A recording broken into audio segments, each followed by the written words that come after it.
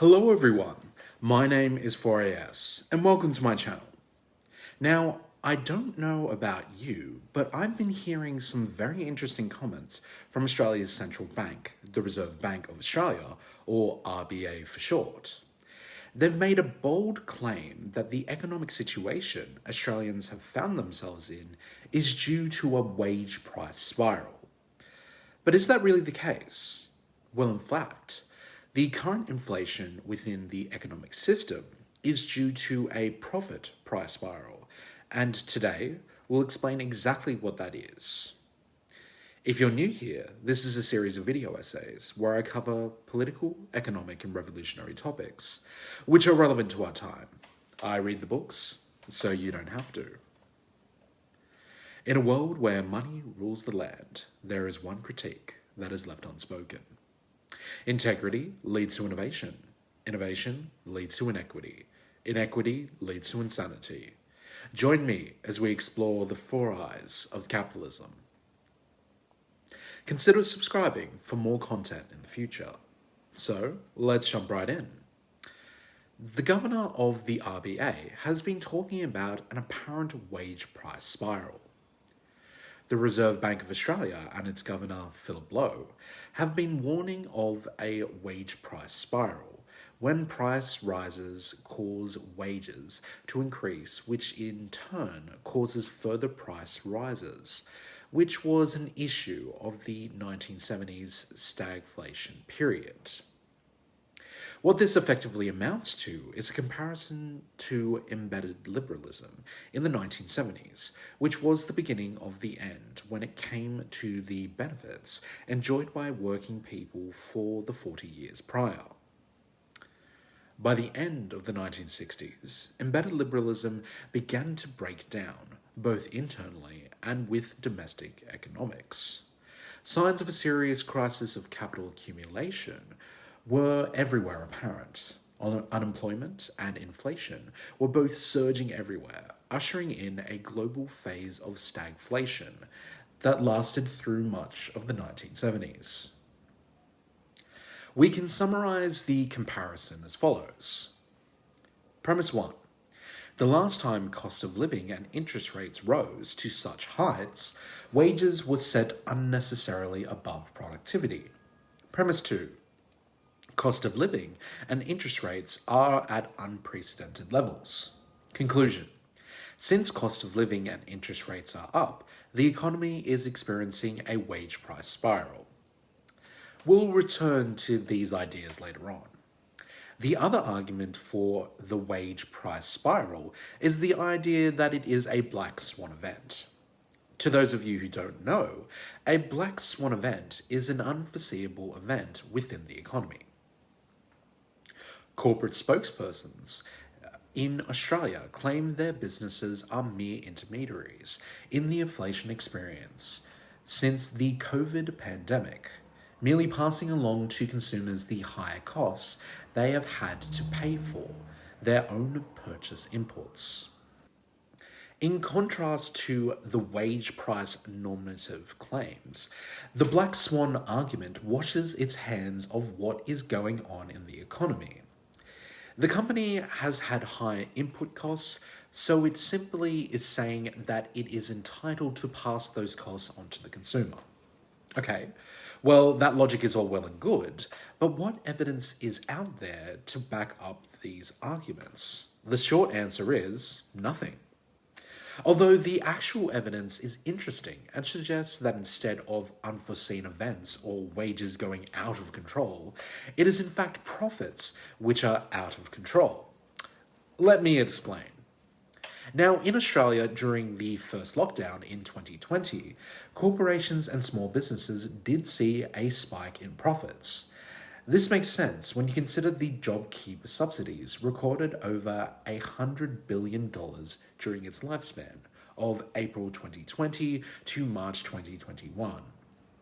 It's at the end of this JobKeeper cycle that Australia starts to experience an inflation problem. Beginning in early 2021, a more widespread inflation began to take hold, and it is clear from Figure 1 that increased corporate profits were the most dramatic manifestation of that inflation. From March 2021 through June 2022, corporate profits exploded by 29%. Small business incomes grew 11%, and labor income by just 8%. Record profits on petroleum and mining activities, reinforced by a spike in global oil and gas prices following the invasion of Ukraine, led this surge. But the overall corporate sector experienced the most rapid growth in profits of any comparable period in 35 years.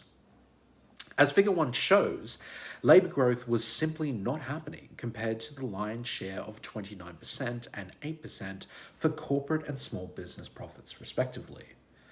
Factor income in this context is the income derived from inputs of goods and services. So, for example, the factor income of land is the rent collected from tenants. Nominal factor incomes, therefore, are the income received unadjusted, say, from inflation. Well, what about these factor incomes altogether? Well, this exposes a stark amount of inequality. If you look at Figure 2, it is quite clear to see that corporate profits were the winner during the pandemic. By the September quarter of 2022, corporate gross operating surpluses had increased 38% since the quarter immediately preceding the pandemic.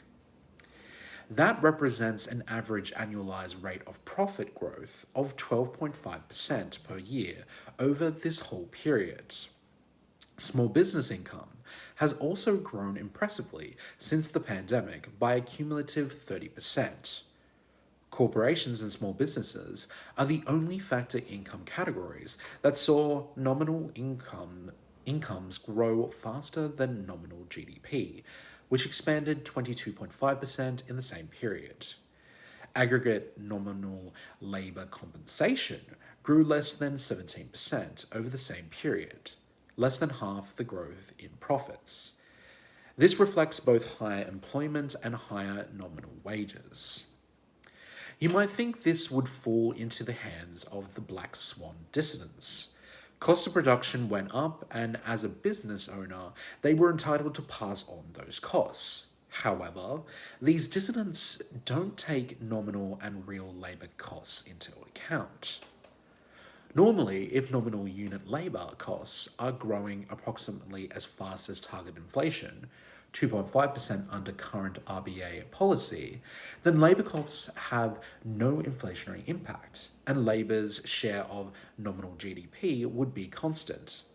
In the years leading up to the pandemic, nominal unit labour costs grew more slowly than target inflation, and real unit labour costs declined. This indicated that wages were growing more slowly than the combination of target inflation and labour productivity growth, and that labour's share of national GDP was already declining. On average, in 2022, corporate gross profits equaled 64% of the total value of labour compensation, including small business profits. That ratio exceeds 80%. In other words, for every dollar in labour compensation paid in the economy, the broader business sector collected over 80 cents.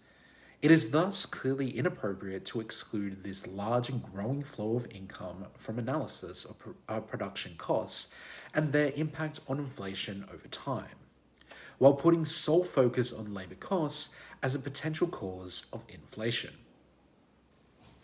To use an analogy, it's like investigating a flood-affected area and concluding that it was caused by a black swan drought event. The conclusion is so devoid from reality that not only does it miss the point, it doesn't understand the concept to begin with. But let's humour Philip Lowe here for a second.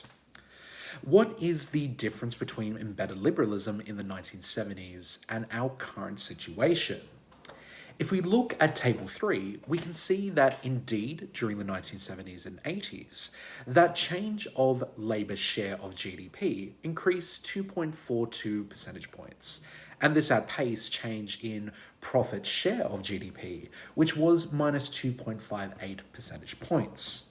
However, in 2019 to 2022, it was the other way around, minus 2.35 percentage points and 3.38 percentage points, respectively.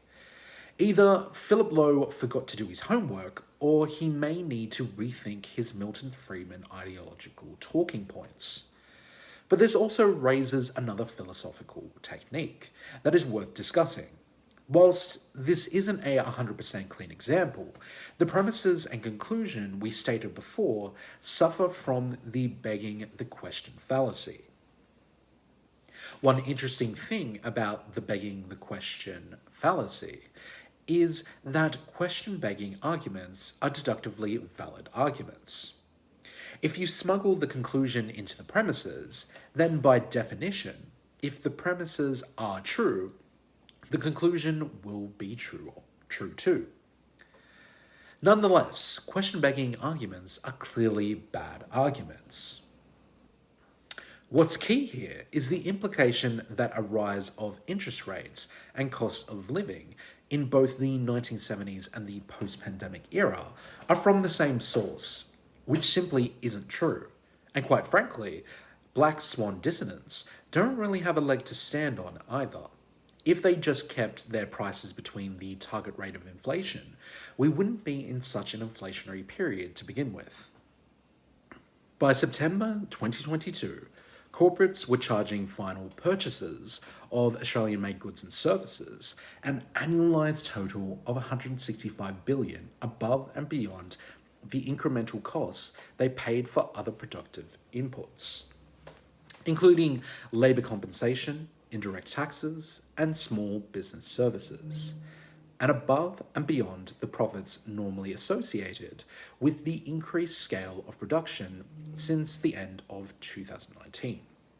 Even if we allowed corporations a normal expansion of nominal profits during this time, in line with a healthy target rate of inflation, corporations still charge final purchasers $125 billion too much by September 2022, above and beyond the costs of their own purchases, normal profits expected from economic growth, and a 2.5 lift in nominal profit margins to support target inflation.